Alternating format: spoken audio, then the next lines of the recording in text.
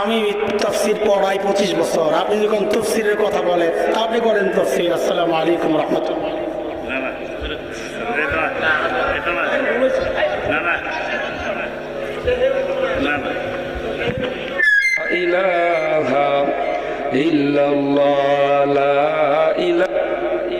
আপনাদের কাছ থেকে যদি দিন শিখতে হয় ভাই, আপনারা আমাদেরকে কেন দাওয়াত দিবেন ভাই?